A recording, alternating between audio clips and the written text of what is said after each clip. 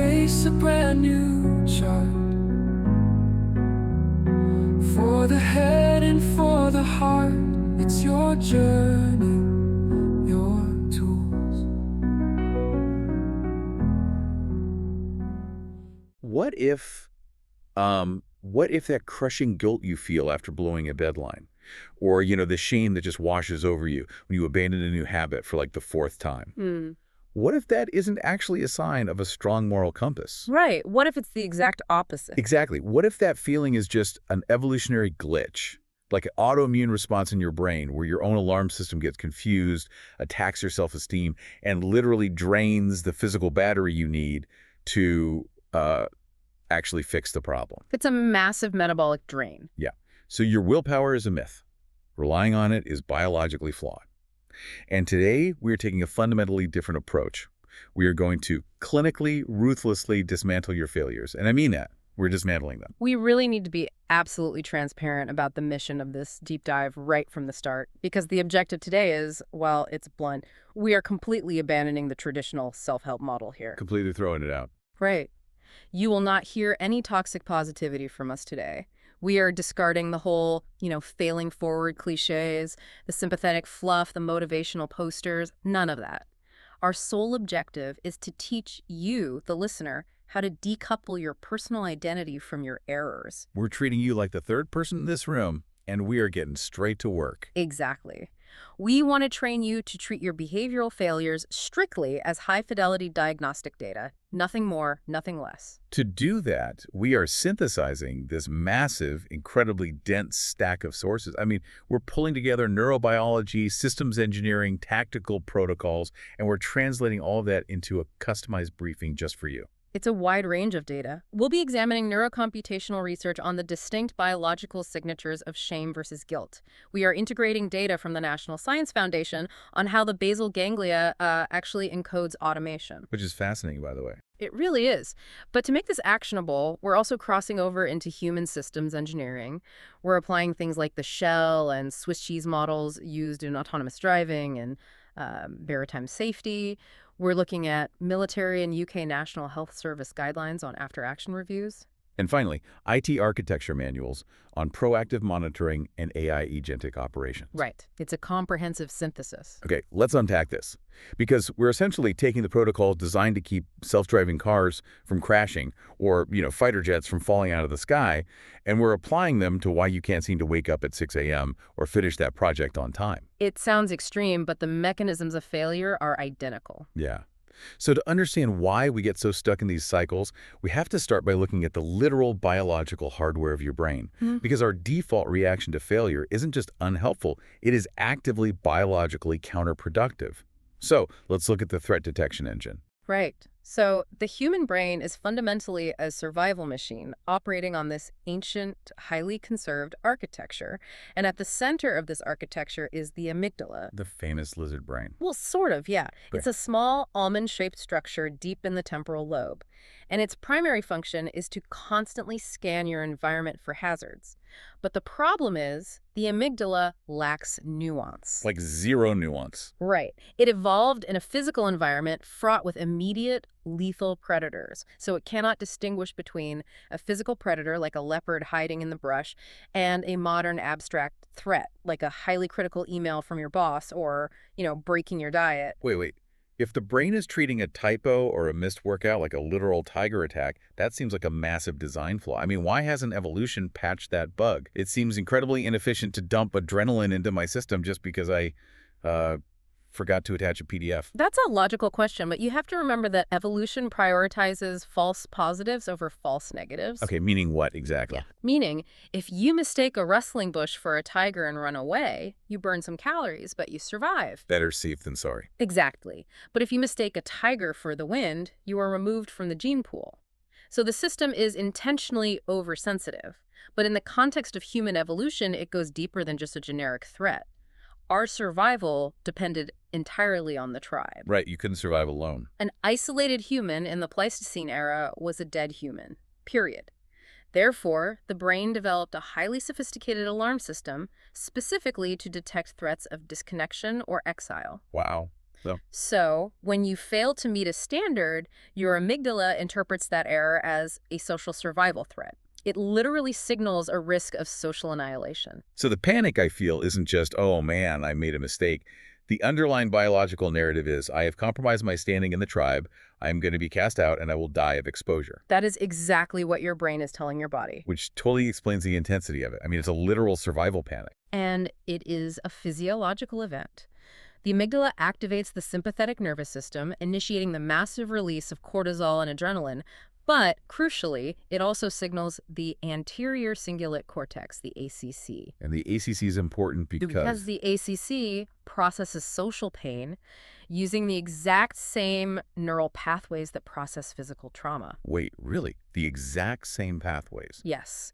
So when you experience a professional or personal failure, it doesn't merely feel bad in an abstract emotional sense. Your brain registers it as a literal physical injury. Which explains the bodily sensation of shame, like when your stomach drops, your chest gets tight, your face burns. That's not just a feeling, it's a full-body injury report. Precisely. It's diagnostic data of physical damage, as far as your brain is concerned. But there's a critical biological distinction between guilt and shame, isn't there? Because you mentioned those neurocomputational studies earlier, and they look at the actual differences in the brain. Right. The researchers conducted a brilliant analysis distinguishing the two.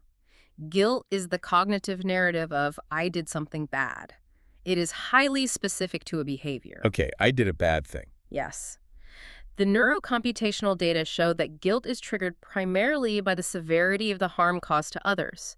And biologically, guilt drives altruistic compensation. It activates neural pathways associated with empathy and repair. So it's like, I broke my friend's camera, I need to buy them a new one. It's very action-oriented. Exactly. It's functional. Shame, however, is vastly different. Shame is the narrative of I am bad. Oh, that's heavy. It is a global assessment of your fundamental unworthiness. And the researchers found that shame spikes not necessarily based on the harm caused, but based on your perceived level of responsibility. So if I feel like it's entirely my fault, that's when the shame hits. Yes. If you feel entirely responsible for a failure, your brain internalizes it as a fundamental flaw in your character. Neurologically, this relies heavily on the lateral prefrontal cortex trying to assert cognitive control, while simultaneously triggering the medial prefrontal cortex, the MPFC, to spin these devastating narratives of self-condemnation. The MPFC is the hub for self-referential thought, right? It's the part of the brain that makes everything about you. That is its primary job, yes. So instead of looking at the broken camera and saying, let's fix it, the MPFC is screaming, you are a clumsy, irresponsible person who ruins everything you touch. Exactly. And this internal attack often triggers what's called a dorsal vagal response. The vagus nerve acts like a massive central brake line running from your brain down through all your major organs. A brake line, okay. When the shame response reaches a critical threshold, the dorsal branch of the vagus nerve dramatically slows your heart rate and drops your blood pressure. Oh, wow. So it's a physical shutdown. This is the physiological freeze or collapse response. Your autonomic nervous system is literally trying to make you smaller, to play dead, essentially, to avoid further scrutiny from the tribe. Man. Let's translate this invisible biological storm into something highly tangible for you listening right now. Energy. Let's talk about your brain as a metabolic battery. Because the prefrontal cortex, the logical, planning, error-correcting part of the brain that we're trying to use to fix our lives, it doesn't run on good intentions. No, it certainly does not. It runs on ATP, adenosine triphosphate, and glucose. Yeah. It needs physical fuel. The prefrontal cortex is the most metabolically expensive real estate in the human body. It requires a staggering amount of fuel to operate. So consider the metabolic cost of a shame spiral. Just massive drain, I'm guessing. Immense. The amygdala has flooded your system with cortisol, which requires energy to process and clear. The MPFC is consuming massive amounts of glucose, spinning these complex, self-hating narratives.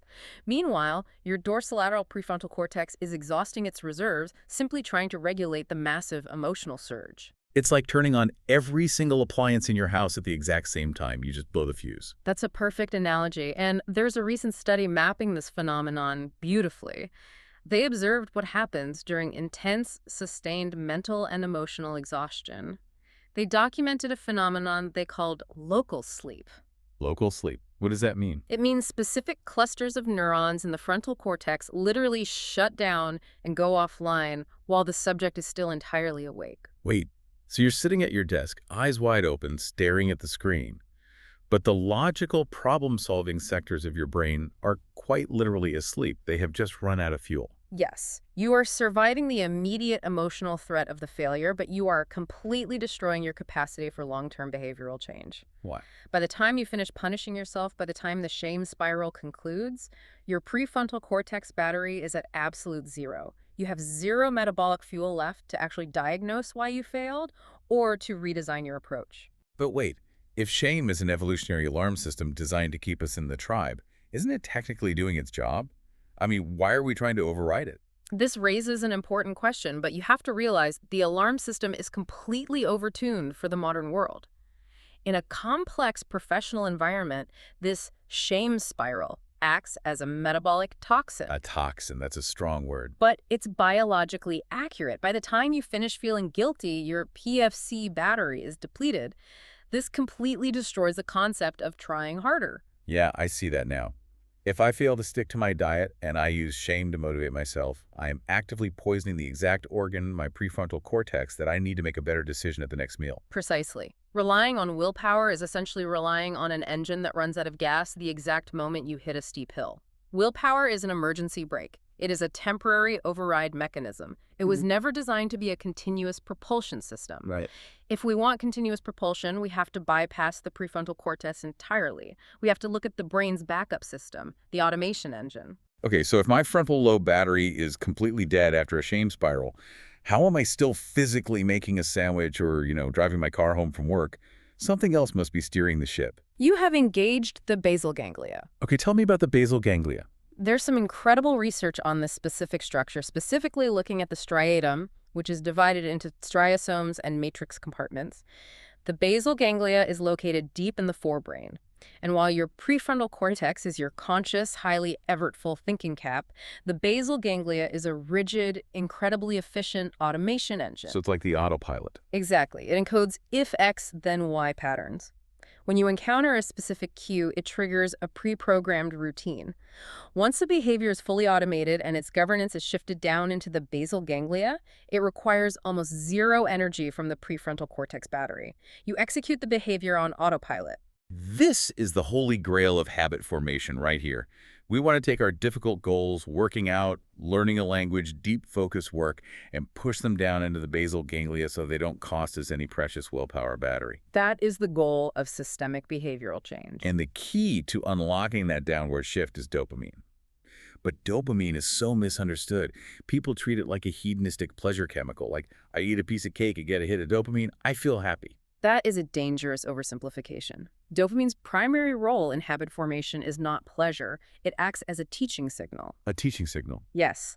It encodes what neuroscientists refer to as reward prediction errors. It alerts the brain to unexpected value. It essentially stamps a molecular sticky note on a neural pathway saying, this action resulted in a valuable outcome. Consolidate this circuit for future use. But here is the critical failure point for most of us. The timing of that dopamine signal. Let's look at a classic sustained example. Let's say you decide to start a rigorous new morning routine. You want to wake up at 5 a.m. and run 3 miles because your goal is to be in peak physical condition 6 months from now. You wake up, you suffer through the run, you come home, and you take a shower. In that scenario, your basal ganglia is entirely unimpressed. Totally bored. Yes, because the stated reward, peak health, in 6 months is vastly delayed. The striata learning circuit requires the dopamine signal to arrive almost concurrently with the action. We're talking within seconds or minutes to consolidate the circuit. So the 6-month goal means nothing to the automation engine. Nothing. If you wait 6 months to achieve the reward, your dopamine levels actually drop in the immediate aftermath of the agonizing run. The basal ganglia evaluates the metabolic cost of the run against the immediate neurochemical reward, calculates a massive deficit, and tags the behavior as low value. So the basal ganglia actively resists encoding the habit because it looks like a terrible investment of energy. To force the encoding, you have to manufacture an immediate win. Yes. But even if you do that, there's this pervasive myth out there, everyone's heard it. If you can just grit your teeth for 3 weeks, the basal ganglia takes over. The 21-day habit rule. Here's where it gets really interesting. The 21-day metric is an absolute fabrication. Completely made up. A seminal study rigorously tracked habit formation in real-world conditions. They found that neural consolidation of a new habit, reaching the point of true automaticity, where it requires zero prefrontal cortex effort, takes an average of 66 days. 66 days. And furthermore, depending on the complexity of the behavior, it can range anywhere from 18 to 254 days. Let that sink in for a second. Yeah. 66 days of relying on your fragile, easily drained prefrontal cortex battery every single morning before the automation actually kicks in. And that timeline brings us to the concept of activation energy. Right, because the basal ganglia is highly efficient, but it is fundamentally inflexible. It cannot process high complexity. It likes simple instructions. Exactly. If a routine requires too many discrete steps, too many micro-decisions, or just too much friction, it simply cannot be encoded into the striatum. It remains trapped in the jurisdiction of the prefrontal cortex. Let's go back to our morning routine example. If your new plan is wake up at 5, dig my running shoes out of the closet, find my headphones, unpangle them, choose a podcast, map out a 3-mile route I haven't run before, and then go, the activation energy is massive. I mean, there are 7 distinct decision points before you even open the front door. And what occurs when your system encounters external cognitive load? Suppose you have a high-stress meeting later that day, or you only slept 4 hours. The battery is already low. Yes. Your brain's threat detection system registers a critical drop in available energy. It immediately overrides your plans and prioritizes metabolic conservation. It bypasses the complex, high-activation energy running routine and defaults to an old, low-energy habit that is already hardwired into the basal ganglia. So you stay in bed and scroll through social media and your phone, because picking up the phone requires 0 activation energy and 0 prefrontal cortex battery. It's pure automation. The failure to run is not a moral failing. It is a highly predictable energy allocation problem. You know, we were reviewing that source on IT support architecture, and they outline a framework that perfectly describes this behavioral trap. In traditional IT, companies use a break-fix cycle. Right, the break-fix model. A server crashes, the entire system goes offline, an employee files an emergency ticket, and management pays an exorbitant hourly rate to a technician to come in and patch the fire. It's entirely reactive. And a break-fix model guarantees catastrophic downtime and maximum expense. Exactly. Relying on willpower is the behavioral equivalent of the break-fix cycle. You wait for an emergency, you feel yourself failing, you realize you skipped the gym again, and then you try to deploy willpower, which costs a massive hourly metabolic rate to patch the behavior in the moment. The root cause, the activation energy, the friction remains entirely unaddressed. We are running our lives on a fundamentally reactive, expensive model. We must transition to a 24/7 proactive architecture. A proactive system. The system where anomalies and friction points are detected and isolated continuously before the behavioral crash occurs. And to build that proactive system, we have to look outside the realm of psychology.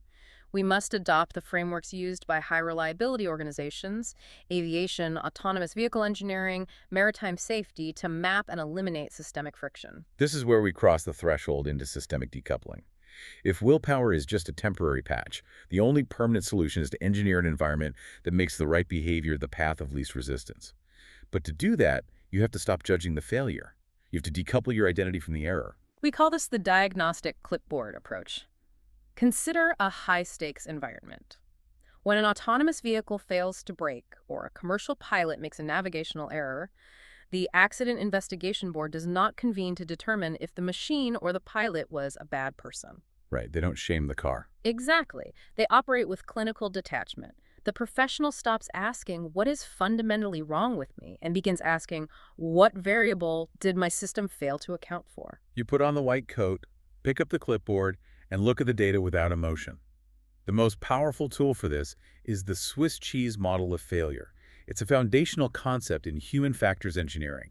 Picture a stack of Swiss cheese slices lined up one behind the other. And each slice represents a layer of defense in your system. In an organizational setting, those slices might represent governance, perception, planning, control, and human intervention. But the cheese has holes. Crucially, yes, none of these defense layers are perfect. Every slice has latent weaknesses or holes. These holes are flaws in your procedures, environmental hazards, or physical fatigue. Under normal circumstances, if a hazard slips through a hole in one slice of cheese, it hits the solid part of the next slice and is stopped. The system holds. A catastrophic failure only happens when the holes in multiple slices align perfectly, allowing the hazard to pass entirely through the defense system.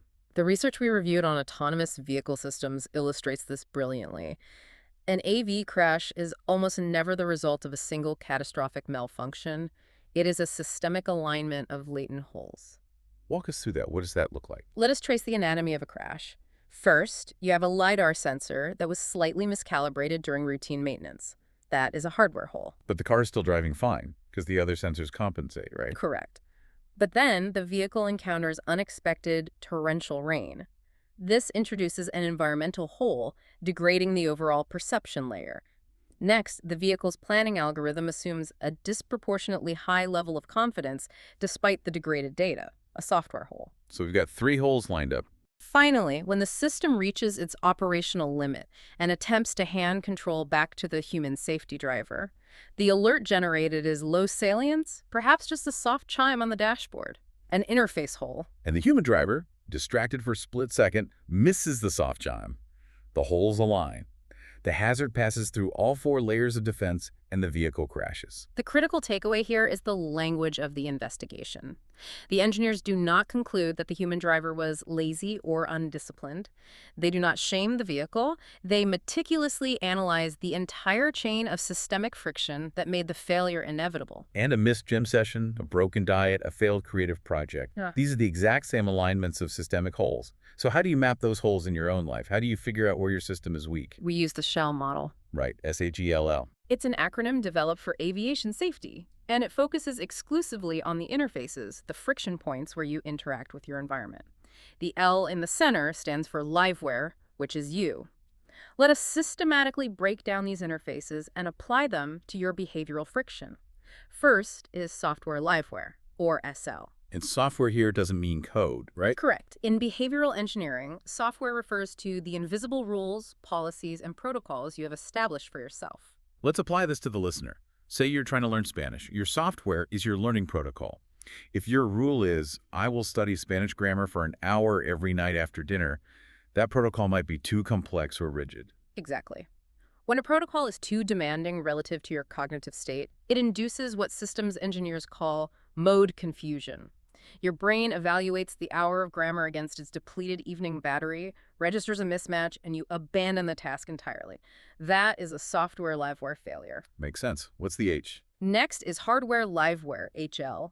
This encompasses the physical tools, ergonomics, and equipment you use. So if the Spanish app on your phone is buried in a folder on the 3rd page of your home screen, or if it requires a 2-factor authentication login every single time, that physical friction is an HL failure. It adds a literal metabolic tax to starting the behavior. Precisely. The third interface is environment liveware, EL. This involves ambient conditions, lighting, temperature, acoustics, and, most importantly in the modern era, external distractions.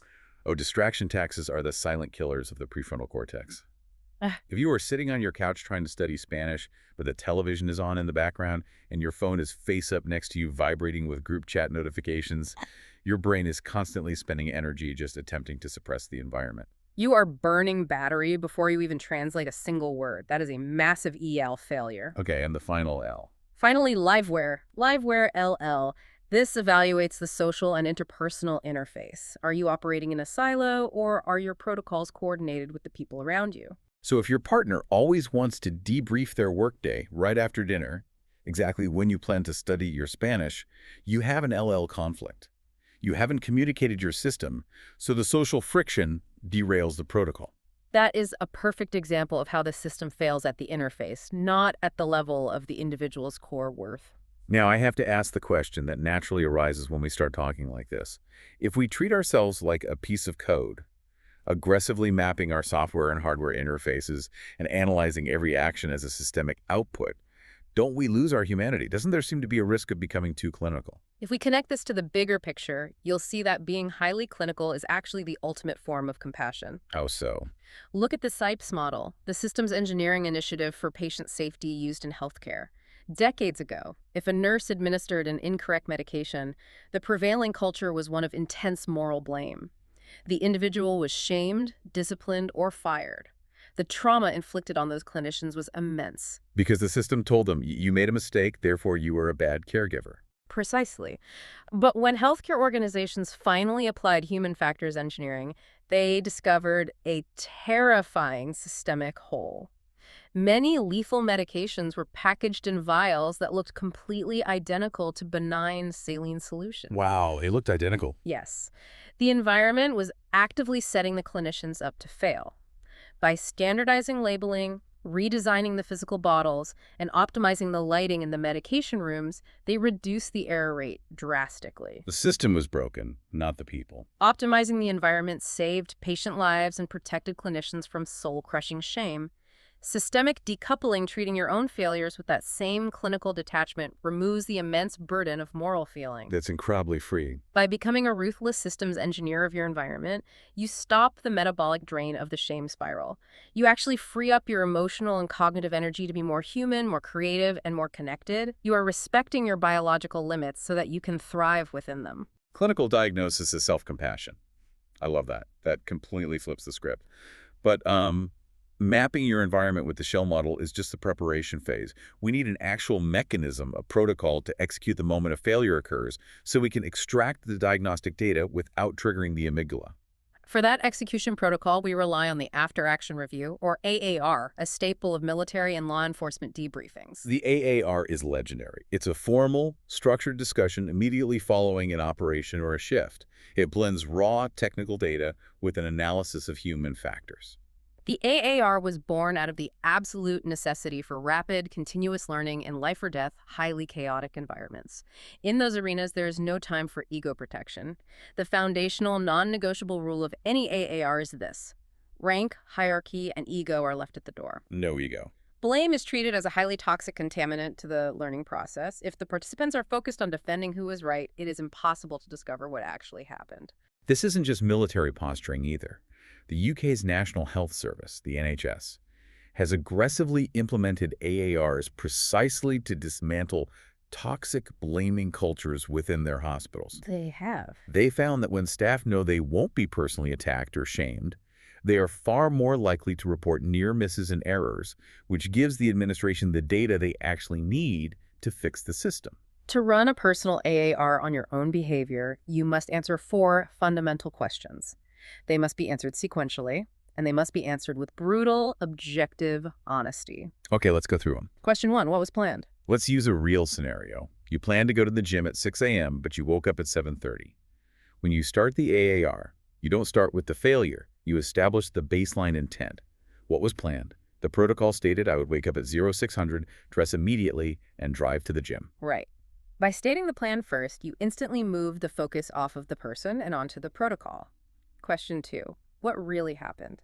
This forces you to recount objective reality, not emotional reality. You don't say, I was lazy and weak. You say, the alarm activated at 0600, I pressed the snooze button 3 times, I fell back asleep and woke up at 0730. Excellent.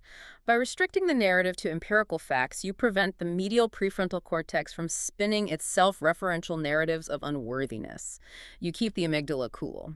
Question 3, why did it happen? This is where the synthesis happens. This is where you bring in the shell model to diagnose the gap between question 1 and question 2. Why did it happen? It happened because my phone, which is my alarm, was physically located next to my pillow, an environment liveware failure. This proximity allowed me to disable the alarm while remaining in a semi-conscious state, bypassing my prefrontal cortex entirely. Spot on. And finally, question 4. What can we do better next time? This requires a highly specific, measurable structural change, not I will try harder tomorrow, but rather I will relocate the phone to the bathroom across the hall, forcing a physical state change, walking before the alarm can be silenced. I am altering the environment interface. Now, the efficacy of the AAR is heavily dependent on timing, which brings us to the interplay between objective memory and emotional memory. The military protocols emphasize conducting the AAR as soon as safely possible after the event. Right, while it's fresh. This allows the team to capture the raw emotional manifestations of a human factors breakdown. If a pilot was overwhelmed by a complicated interface, you want to capture the feeling of frustration or confusion while it's fresh. Because if you wait a week to do the review, the brain's emotional memory fades, and the pilot might just say, the screen showed X and I did Y, completely missing the fact that the cognitive load was too high in the moment. However, when applying this to personal behavioral failures, we face the constraint of the metabolic battery.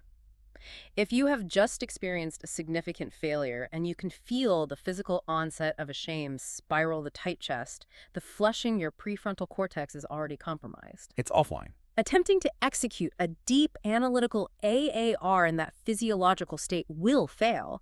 You simply lack the fuel required to accurately answer questions 3 and 4.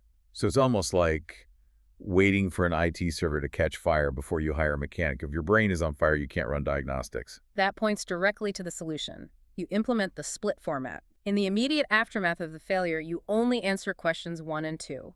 What was planned and what really happened. Just the raw data. You record the raw data and your immediate emotional state to preserve the fidelity of the incident. But you intentionally delay the deep analysis, the why and the what next, until the following morning after you have slept and replenished your cognitive fuel reserves. It's about optimizing your mean time to detect, or MTTD. In IT support architecture, they stress that in cybersecurity, the primary metric isn't how fast you can patch a breach. It's how fast you realize someone is in the system. That's a crucial metric. Right. Because a corrupted update or a silent intruder running unnoticed for weeks costs millions.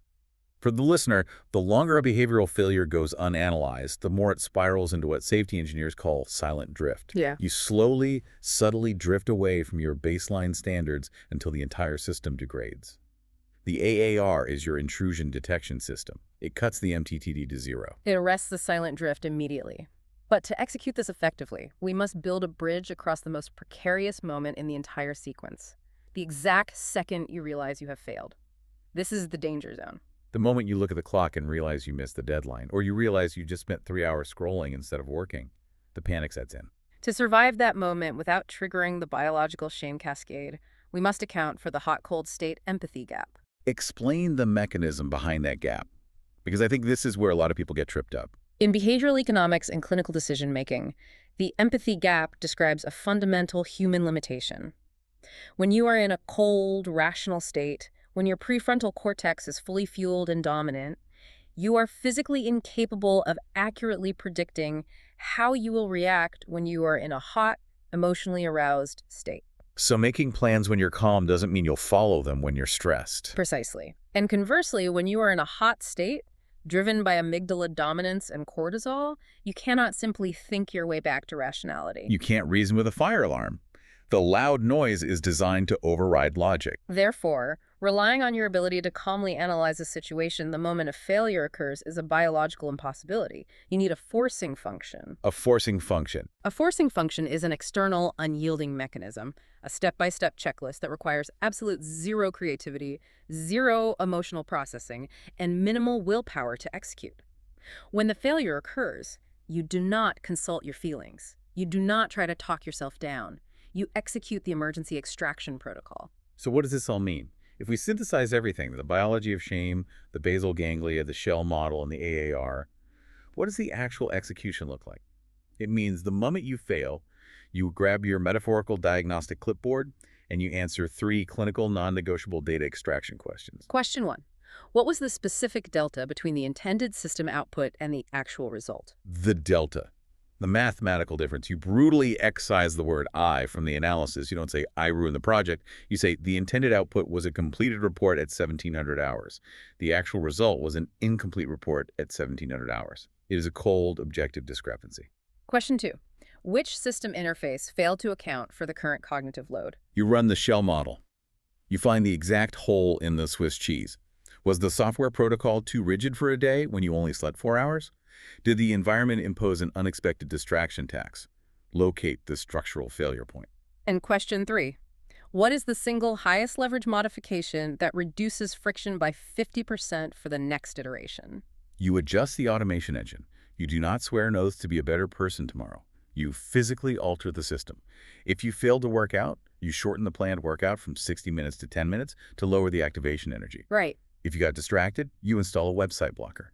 You manipulate the variables until the behavior requires so little energy that even a depleted basal ganglia can execute it on autopilot. What's fascinating here is the parallel to cutting-edge artificial intelligence architecture. We reviewed the technical documentation for Thousand Eyes Agentic Ops.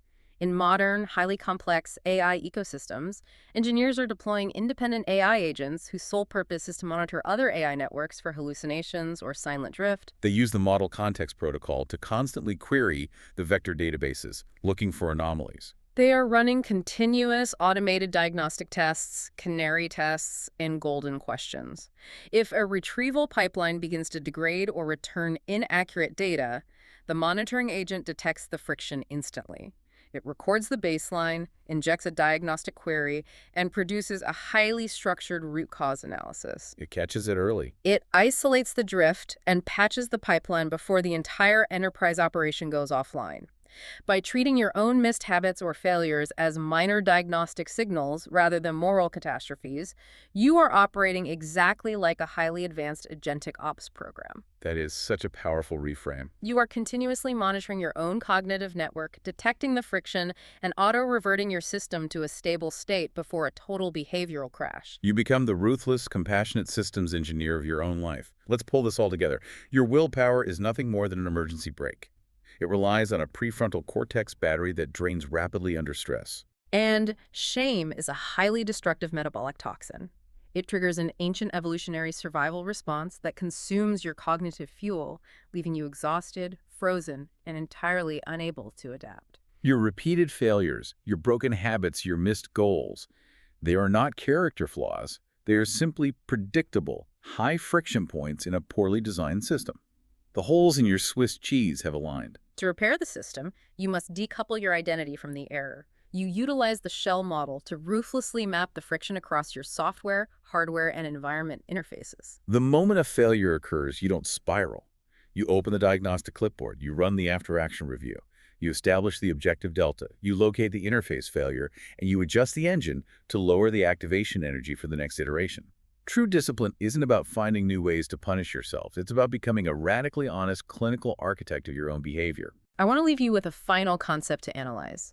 We examined how technology companies build autonomous AI agents to run continuous canary tests on their networks, acting as an early warning system for silent drift. What would it look like if you designed an automated canary test for your own biology? Oh, that's interesting. What is the one small, highly sensitive daily metric you could track a specific mood shift, a craving, a change in your resting heart rate that would alert you your cognitive battery is failing before the holes in the cheese align and you actually make a mistake?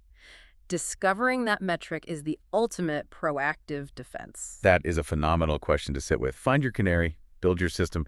Thank you so much for joining us on this deep dive. We took some incredibly dense clinical material and hopefully gave you a completely new, frictionless lens through which to view your setbacks. Keep the clipboard handy, stay clinical, and we will see you back here for the next exploration.